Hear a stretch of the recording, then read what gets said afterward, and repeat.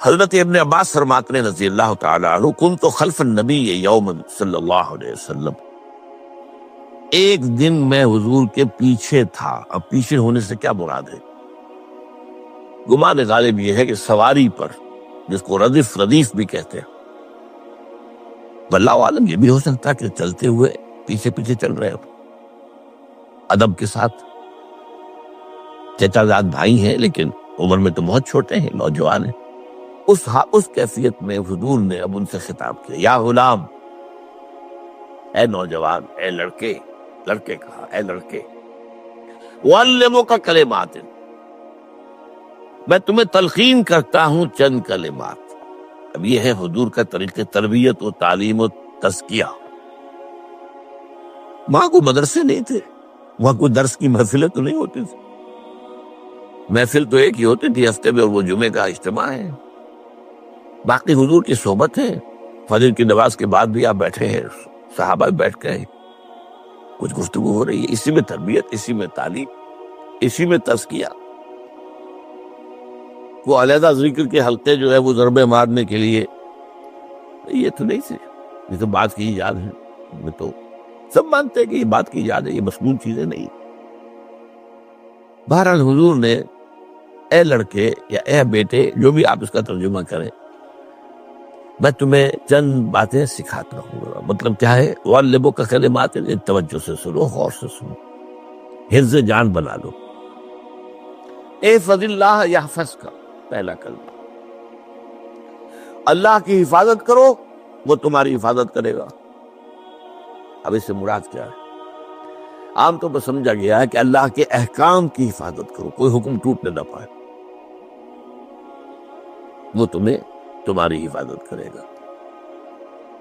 اور ایک مفہوم یہ بھی ہو سکتا ہے، اللہ کو اپنے دل میں محفوظ رکھو، اس کی یاد سے اس دل کو، اس خانہ قلب کو خالی نہ ہونے دو، مستحضر رکھو اللہ کو اپنے دل میں، تو اللہ تمہاری حفاظت کرے گا، اللہ تمہیں یاد رکھے گا۔ اور حدیث قدسی میں یہ الفاظ آئے، میرا بندہ جب مجھے اپنے دل میں یاد کرتا ہے، میں بھی اسے اپنے دل میں یاد کرتا ہوں۔ جب میرا بندہ کسی محفل میں میرا ذکر کرتا ہے، میں اس سے قریب بہتر محفل میں اس کا ذکر کرتا ہوں۔ اللہ کی محفل تو ملائے اعلیٰ کی ہے، ملائکہ مقربین کی ہے۔ وہ جو امیر خسرو کا شعر ہے، وہ پتہ نہیں کس کیفیت میں انہوں نے کہا ہے، خدا خود میر محفل بود اندر لامکاں خسرو، محمد سم محفل بود شب جائے کہ من بودم۔ اے خسرو، رات میں جہاں تھا، وہ رات کوئی کیفیت تھی جو گزری ہے، وہ ایک لامکاں کی محفل تھی۔ اب مکان نہیں ہے، لامکاں ہے، مادی نہیں ہے وہ۔ اس کی محفل میں میر محفل اللہ تھا، اور شمع محفل محمد تھے صلی اللہ علیہ وسلم۔ خدا خود میر محفل بود اندر لامکاں خسرو، محمد شمع محفل بود شب جائے کہ مقبول ہو۔ بہرحال اللہ کو تم اپنے دل میں مستحضر رکھو، اللہ تعالیٰ تمہیں بھی یاد رکھے گا۔ دوبارہ فرمایا، احفظ اللہ تجدہ امامہ تجاہک، اللہ کو یاد رکھو تو اپنے سامنے موجود پاؤ گے، جب چاہو دعا کرو۔ وہ جو باقا ہے کہ دل میں ہے، جب چاہو مخاطب ہو جاؤ۔ دل کے آئینے میں ہے تصویر یار، جب ذرا گردن چکائی دیکھ لی، کہیں دور تو نہیں، نحن اقرب الیہ من حبل الورید۔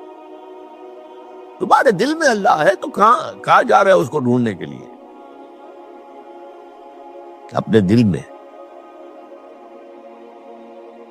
وہ جو بے دل نے کہا ہے، ستم است گر حوست کشند کہ بے سیر سر و سمندرا، تجھے ہنچا کم نہ دمیدہ در دل کشا بچمندرا۔ بڑے ستم کی بات ہے کہ تمہارا دل کہتا ہے چلو ذرا باغیچے میں چلو، پھولوں کی سیر کرو، یہ گلاب کا پھول ہے، یہ موتیا ہے، یہ شاید ستم بڑے ستم کی بات ہے. کیوں یہ ستم کیا ہو گیا اس میں؟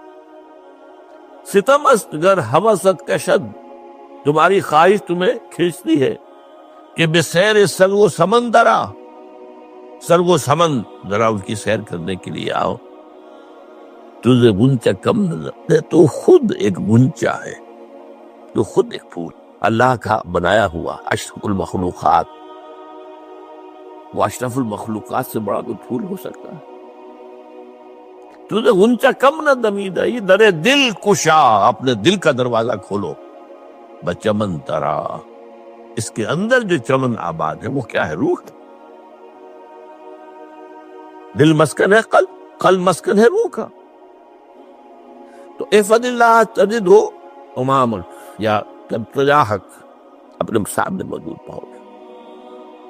اذا سالتا فاسأل اللہ، اب آ گیا وہ مرکزی مضمون. دیکھو جب مانگو اللہ سے مانگو، غیر اللہ کے سامنے ہاتھ دراز کرو ہی مت.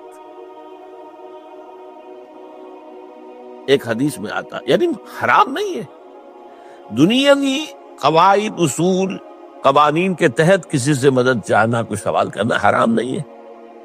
وہ تو میں نے کہا کہ اس پر اصرار آپ کریں گے تو اس میں بو پیدا ہو جائے گی، بدبو پیدا ہو جائے گی شرک کی. لیکن آپ اس سوال کریں، مدد لیں، اسی پر دنیا قائم ہے، ایک دوسرے کے ساتھ تعاون کے ساتھ. لیکن اونچا مقام کیا ہے؟ کسی سے سوال مت کرو سوائے اللہ. یہاں تک کہ جوتے باندھنے کا تسمہ تمہیں درکار ہے تو بھی کسی سے مت مانگو، اللہ سے مانگو. کیا پتہ اللہ کس کے دل میں ڈال دے اور وہ آ کے تمہیں تسمہ پیش کر دے. ہوتا ہے ایسا، بس اوقات ہوتا.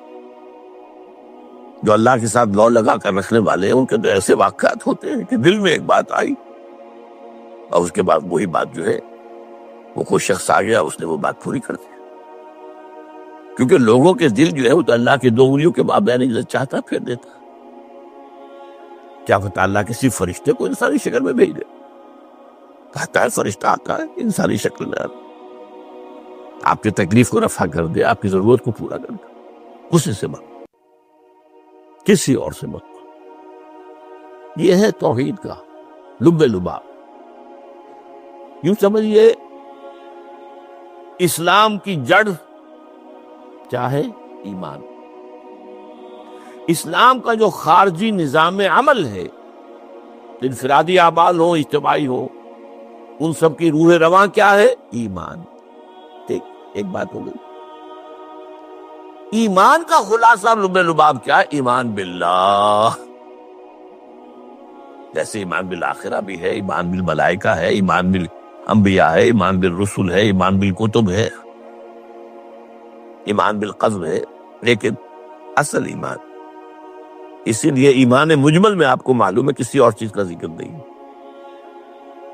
آمنت باللہ کما ہوا باسمائہ وصفاتہ وقبلت جمیع احکامہ اقرار باللسان وتصدیق بالقلب.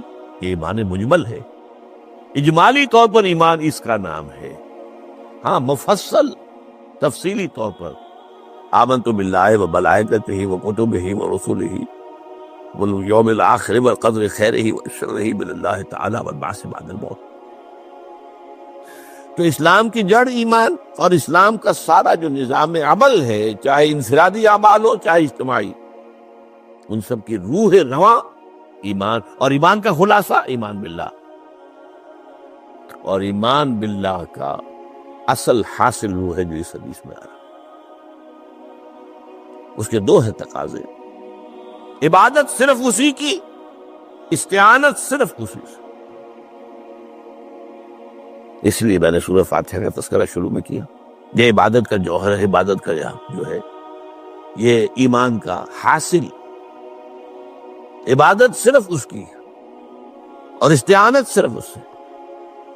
استعانت ہی میں سوال بھی آ گیا، یہ بھی مدد ہے. آپ کسی سے کچھ مدد مالی چاہ رہے ہیں یا کوئی اور مدد چاہتے ہیں، کسی کام میں مدد چاہتے ہیں، جیسے میں نے کہا تھا کہ سفارش کرانا چاہتے ہیں، بھی مدد ہے. وَإِذَا اسْتَعَنْتَ فَاسْتَعِنْ بِاللَّهِ. اور جب مدد مانگو صرف اللہ سے مانگو. اب وہ سارے الفاظ یاد کر لیے: استدعاء، استعانت، استغاثہ، یہ جو غوث اعظم سے استغاثہ کیا جاتا ہے یہ تو شرک ہے۔ استغاثہ اللہ سے، دعائی اللہ کا، اس اعتبار سے استمداد، استعانت، استدعاء، استغاثہ، یہ سب اللہ سے، صرف اللہ سے، عبادت صرف اللہ، ایاک نعبد اور استعانت صرف اللہ سے۔ اذا سالت فاسأل اللہ واذا استعنت فاستعن باللہ واعلم۔ اب یہ جو آخری ٹکڑا آ رہا ہے، حدیث نمبر 4 تھی، وہ عبداللہ ابن مسعود رضی اللہ تعالیٰ عنہ، اس میں بھی مضمون جو آیا وہ یہاں پر دوبارہ آ رہا ہے۔ وعلم، اور اے میرے بیٹے، میرے بچے، اے عزیز، علم، جان لو، ان الامت لو اجتمعت علی ان ينفعوک بشیء، اگر سب لوگ جمع ہو کر چاہیں کہ تمہیں کسی شے کا نفع پہنچا دے، کوئی فائدہ پہنچا دے، لن ينفعوک الا بشیء قد کتبہ اللہ لک، نہیں پہنچا سکتے وہ تمہیں کوئی نفع مگر صرف وہی جو تمہارے لیے اللہ نے لکھ دیا۔ پھر کیوں مانگو ان سے؟ یہ تو فعل عبث ہو گیا، بیکار بات ہو گئی، ان کے ہاتھ میں کچھ ہے ہی نہیں۔ لہذا یہ جان لو، سب لوگ مل کر چاہیں کہ تمہیں کوئی نفع پہنچا دیں، نہیں پہنچا سکتے مگر وہی کچھ جو اللہ نے تمہارے لیے اگر لکھ دیا ہے تو مل جائے گا، ورنہ نہیں۔ آپ اندازہ کیجئے کہ جو شخص اس سطح پر آ جائے اس میں کتنا استغنا ہوگا، کسی کے سامنے پیشانی رگڑے گا اپنی، کسی کے سامنے ہاتھ پھیلائے گا، کسی کے سامنے اپنی عزت نفس کو ہتھیلی پر رکھ کر پیش کرے گا۔ تم نے سوال کیا تو عزت نفس تو تم نے اس کے سامنے پیش کر دی، اب وہ چاہے تو کچھ اس کا لحاظ کر لے، چاہے تو ٹھوکر مار دے تمہاری عزت نفس۔ یہ وہ مقام ہے جب مانگو صرف اللہ سے، جب مدد طلب کرو صرف اللہ سے، اور جان لو اگر تمام لوگ جمع ہو کر تمہیں کوئی فائدہ پہنچا ہو جائے، نہیں پہنچا سکتے، الا بشیء قد کتب اللہ لک وان اجتمعوا علی ان یضروک بشیء لم یضروک الا بشیء قد کتب اللہ علیک، اگر سب مل کر چاہے تمہیں کوئی نقصان پہنچا دے، نہیں پہنچا سکتے مگر وہی کچھ جو اللہ نے تمہارے لیے لکھ دیا۔ اب بتائیے خوف کی جڑ کٹ جائے گی کہ نہیں؟ یہ جو ایمان جو ہے یہ خوف اور حزن دونوں سے نجات دلانے والی بات ہے۔ جو حقیقی مومن ہے وہ اللہ کا ولی ہے، حقیقی مومن وہ اللہ کا ولی ہے۔ اور الا ان اولیاء اللہ لا خوف علیہم ولا هم يحزنون، یہ اولیاء اللہ کو علیحدہ مخلوق نہیں ہے، کوئی ان کے سر پہ سینگ نہیں ہوتے، انسان ہی ہوتے ہیں، لیکن حقیقی معنی میں مومن اس ان پہ تو آرات سے جو آج ہم پڑھ رہے ہیں، ایمان اس درجے کا پہنچ گیا تو وہ اللہ کا ولی۔ اور لوگ کے لیے خوف کس بات کا ہوگا؟ کس سے خوف کروں؟ اس کے ہاتھ میں کچھ ہے ہی نہیں، اور اگر کچھ اللہ نے میرے لیے لکھ دیا وہ آ کر رہے گا، چاہے میں لاکھ گڑ گڑاؤں اور اس کے سامنے یہ چھوڑ دے، اگر اللہ نے لکھا ہوا ہے وہ تو آئے گا، تو کاہے کو اس کے سامنے گڑ گڑانا، کاہے کو جبرسائی کرنا اس کے سامنے، اور کسی کے ہاتھ میں کچھ ہے ہی نہیں، میرا خیر ہے ہی نہیں، کاہے کو خوشامد کرو اس کی۔ اور سنیے، رفعت الاقلام، دیکھو نوجوان، قلمیں اٹھا لی گئی ہیں، وجفت الصحف، اور جو رجسٹر ہیں صحیفے ان کی سیاہی خشک ہو چکی ہے۔ یہ ہے وہ اللہ کا علم قدیم جس میں ہر شے لکھ دی گئی، اس کی قلم اٹھا لیے گئے۔ جیسے آپ کو معلوم ہے امتحان ہوتا تھا، 3 گھنٹے ختم ہو گئے، اسٹاپ رائٹنگ، بس اب قلم رک جانا چاہیے۔ وہ قلم تو تقدیر کا کاتب جو ہے وہ قلم اس کا اب اٹھا لیا گیا، اور جو صحیفے جن پر کے لکھا گیا ہے وہ خشک بھی ہو گئے۔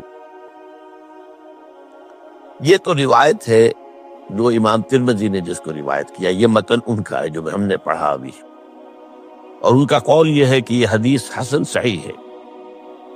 لیکن یہی روایت اور انہی راوی سے عبداللہ ابن عباس سے رضی اللہ تعالیٰ عنہما اور بھی محدثین نے کی ہے، تو اس میں سے ایک اور متن جو ہے وہ یہاں پر امام نووی نے دے دیا۔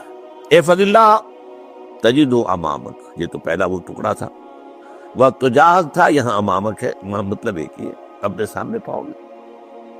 اللہ کی حفاظت کرو، اللہ کو دل میں، اللہ کی یاد کو محفوظ رکھو، گویا کہ اللہ کو مستحضر رکھو۔ ذکر اللہ کے معنی کیا ہے؟ استحضار اللہ فی القلب، یہ ذکر اللہ ہے۔ جنہیں ہم ذکر سمجھ بیٹھے ہیں وہ ذکر کے ذریعے ہے۔ اقیم الصلاۃ لذکری، نماز قائم کرو میری یاد کے لیے، نماز ذریعہ ہے یاد کا۔ یہ علیحدہ بات ہے کہ آپ نے 17 رکعتیں بھی پڑھنی ہو جو عشاء کی اور یاد آپ کو آئی نہیں کوئی، آپ تو ایک میکینیکل انداز میں جو ہے وہ اٹھک بیٹھک کر رہے ہیں، اور آپ کے زبان سے کچھ نکل رہا ہے، تو اس کا آپ کے شعور سے، دل کی گہرائی سے کوئی رابطہ ہے ہی نہیں، وہ ذکر تو نہیں ہوا۔ ہاں نماز فرض تھی، وہ ادا ہو گئی، آپ کی ایک فرض ادا ہو گئی۔ تو جنہیں ہم نے جنہیں ذکر سمجھا وہ ذرائع ذکر ہے، اللہ اللہ سبحان اللہ زبان سے، یہ تاکہ اس کے نتیجے میں وہ ذکر حاصل ہو جائے۔ استحضار اللہ فی القلب، ذکر کے معنی ہے استحضار اللہ فی القلب۔ تعرف الی اللہ فی الرخاء، اور دیکھو کشادگی کے وقت میں تم اللہ کو یاد رکھو، اللہ کی طرف رجوع کیے رہو، بھول نہ جاؤ۔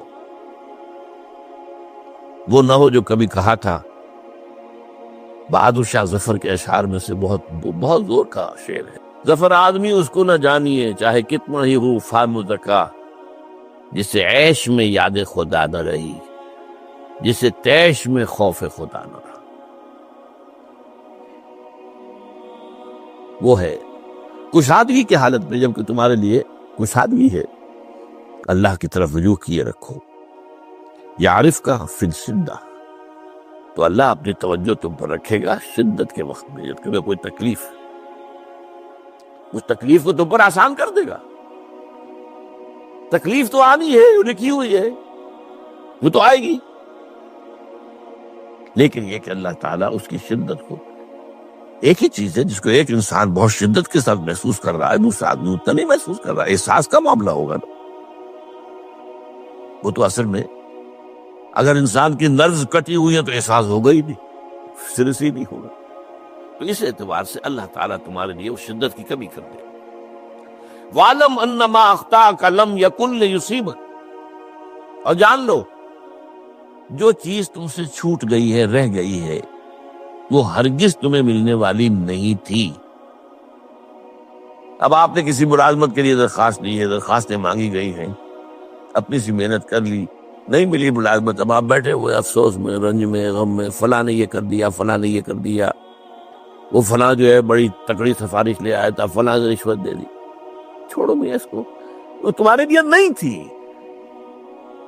کاہے کو اپنے ذہن کے اندر یہ کھچڑی پکا رہے ہو بیٹھے ہوئے؟ خامخواہ آپ شاید سوء ظن میں بھی مبتلا ہو رہے ہو، کسی نے نہ رشوت دی اور آپ سمجھتے ہو کہ رشوت دی ہے اس نے۔ یہ ساری چیزیں جو ساری سیئات، ان کی جڑکٹ ہے۔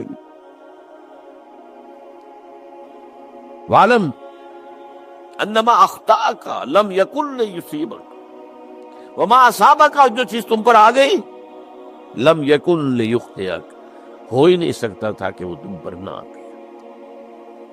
یہ کر لیتا تو ہو جاتا، شاید یہ کر لیتا، میں نے ٹیکا پہلے لگوا دیا ہوتا تو یہ بات نہ ہوتی۔ بھائی وہ جو ہونا تھا وہ ہونا تھا۔ اب یہ وہ چیز ہے جس سے انسان میں کیفیت پیدا ہوتی، تسلیم و رضا۔ ہم بھی تسلیم کی خو ڈالیں گے، بے نیازی تیری عادت ہی صحیح، اے اللہ جو تو نے چاہا مجھے قبول ہے۔ اسی لیے میں نے آپ کو آیتیں سنائی سورہ تغابن کی، ما اصاب من مصیبت الا باذن اللہ، کوئی مصیبت نہیں آتی مگر اللہ کے اذن سے۔ وَمَن یؤمن باللہ یہد قلبہ، جو اللہ پر ایمان رکھتا ہو اللہ اس کے دل کو ہدایت دے دیتا ہے۔ ہدایت کس بات کی؟ تسلیم و رضا۔ ستمش گر حوست کا شد کہ بسر سر و سمندرا. نہیں، یہ دوسرا شعر میں پڑھنا چاہتا تھا. سر دوستاں سلامت کہ تو خنجر آزمائی، نہ شبد نصیب دشمن کے شبد ہلا کے تیلت. اے اللہ تیری طرف سے ہے، مجھے قبول ہے، اور بظاہر مجھے تکلیف ہو رہی ہے، لیکن یقیناً اس میں میرا کوئی خیر ہے. یدک الخیر، تیرے ہاتھ میں تو خیر ہی خیر ہے، جو بھی تیری طرف سے آئے. سر تسلیم خم ہے جو مزاج یاد ہے. اور یہ مضمون جو ہے زیادہ بڑے پیمانے پر سورہ حدید میں آیا ہے. ما اصاب من مصیبت فی الارض ولا فی انفسکم الا فی کتاب من قبل ان نبرأہا. کوئی مصیبت نہیں آتی نہ تمہاری جانوں میں نہ زمین میں زلزلہ آ جانا، سیلاب آ جانا، کچھ اور زمین کا دھنس جانا، یا یہ ہے کہ تمہاری جانوں میں کوئی بخار ہو گیا، کوئی اور تکلیف ہو گئی، اچانک معلوم ہوا کہ ثابت جو کینسر ہے، اور کینسر بھی اب 3rd سٹیج کو پہنچ چکا ہے. لیکن جو بھی آیا ہے وہ اللہ کے علم قدیم کی کتاب میں پہلے سے لکھا ہوا. فی کتاب من قبل ان نبرأہا، یہ کتاب میں درج ہے اس سے پہلے کہ ہم اسے ظاہر کریں. اس کا نتیجہ کیا نکلنا چاہیے؟ لیکن لا تاسوا علی ما فاتکم ولا تفرحوا بما آتاکم. افسوس نہ کیا کرو جو تم سے جاتا رہے، چھوٹ جائے. کوئی عزیز فوت ہو گیا، کوئی موقع ہاتھ سے نکل گیا، ارے بھائی میں چوک گیا، بڑا موقع تھا، اب اس پر افسوس کر رہے ہیں. نہیں، جو چیز لیکن لا تاسوا علی ما فاتک ولا تفرحوا بما آتاک، جو اللہ تمہیں دے دے اس پر اتراؤ مت. وما اصابک لم یکن لیخطئک واعلم ان النصر مع الصبر. کا جان لو اللہ کی مدد صبر کے ساتھ آتی ہے، جو آئے اس کی طرف سے جھیلو. زبان پر کلمہ شکوہ اور شکایت نہ آئے، اللہ سے شکایت نہ آئے. تسلیم و رضا، جو تیری رضا ہے. تیری صحت ہمیں منظور ہے، لیکن اس کو مولانا محمد علی جوہر ایک مرتبہ جیل میں گئے، ایک بیٹی بیمار ہوئی، فوت ہو گئی. اس کے بعد دوسری مرتبہ پھر جیل میں گئے، دوسری بیٹی کو وہی بیماری ہوئی. جیل میں اطلاع ملی کہ بیٹی کو یہ بیماری ہو گئی ہے، تو خط لکھا اشعار کی شکل میں. اس کا آخری شعر یہ ہے: تیری صحت ہمیں منظور ہے، لیکن اس کو نہیں منظور تو پھر ہم کو بھی منظور ہے.